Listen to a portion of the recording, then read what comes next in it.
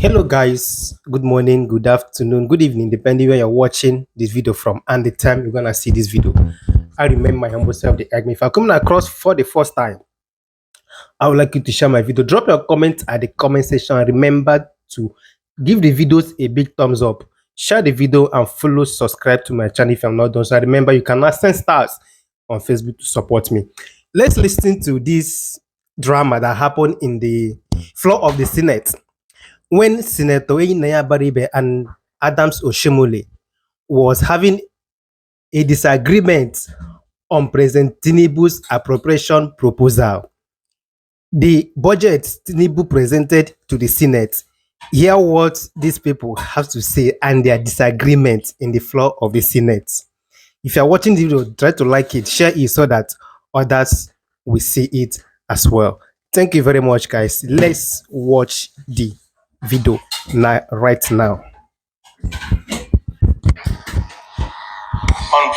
unfortunately, nothing about power. Yet, in the same place, they are talking about employment. How are you going to employ anybody without power? How will the people who have welders, vulcanizers, and everybody do any work without power?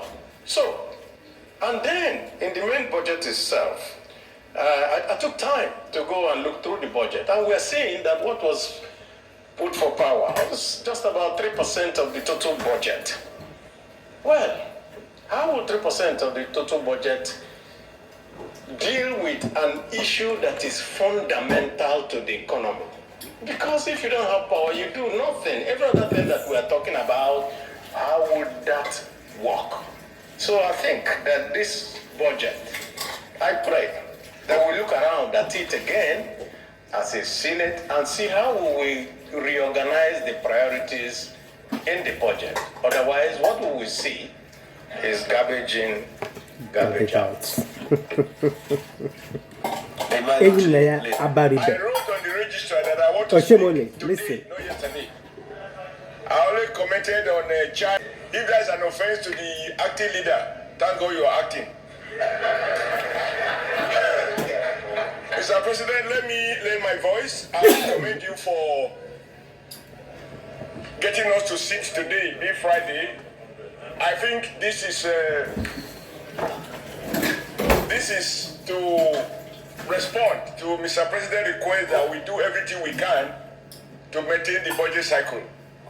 And you have provided leadership for us to sit. And that for me is an indication that we are ready to make all the sacrifices we need to make to ensure that the National Assembly is not found wanting in terms of the critical idea of when does this budget take effect. There is no need to recycle the arguments already made about the key objectives. They are laudable, they are clear, they are doable. But I want us to be careful in commenting on some of the issues that we had already discussed, namely exchange rate. Those were discussed about 2 weeks before. And I'm not sure it's going to be helpful for us to revisit it. Have we already passed a decision on it? But the additional point I want to raise is that exchange rate is not a matter for parliaments to debate. It should not be a political issue. It is a matter that should be driven by competent, well-skilled, well-thought-out macroeconomic policy. It is those policies in effect that will determine whether the Naira dashes up or it dashes down. I believe, as the President said yesterday, we are supposed to do everything bold. Take tough decisions on the economy, block leakages, ensure that Nigerian people get value for money, and we sensibly focus on job creation, which simply means producing more at home rather than importing more from abroad. If those policies are achieved, they will actually have positive impact on exchange rate. We have to be careful. We can't endorse the activities of those who are operating outside the system as being the key drivers or those who determine what our exchange rate should be. That is why those of people who claim that they are buying Naira at 1,100, I'm like, Claiming. we as senators, we shouldn't be seen to be patronizing a market that is unknown to law. Therefore, I think the 750 is okay. If I have my way, it should be 500. Because the indicator should be that as a nation, we do not accept that the Naira continue to suffer endless flogging. It makes macroeconomic objective, in my view, to target the idea of bringing down the exchange rate and achieve stability at the rate of 750 or even below. Lastly, in order to keep to time, sir, I hope that those resolutions we pass in this house that we directed to Parliament, this is the occasion to visit them, with particular reference to the Bini, Auchi, Okene, Lokoja Road. That job has passed through almost 4 presidents. And as we speak, Mr. President, I can't go to my village from Benin. Senator Monday cannot go home.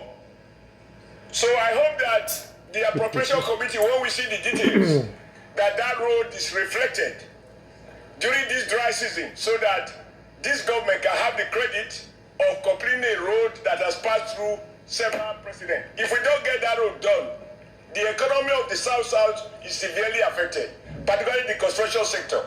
Because all the solid minerals in Edo have to move through. You have 10 seconds remaining.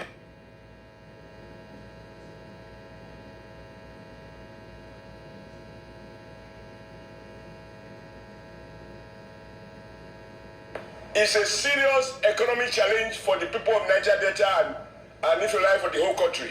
Because going from Lagos to Abuja, that is the road our trailers have to pass. That is the road that services 2 giant cement factories that are driving part of our economy and creating jobs for our people. So I want to plead, I'm happy the chairman of appropriation, you are listening, that regardless, since I haven't seen the details, that Auchi Bini road is reflected in the budget. And with a view to completing it this year, 2024. I mean, this next year budget. Thank you, sir.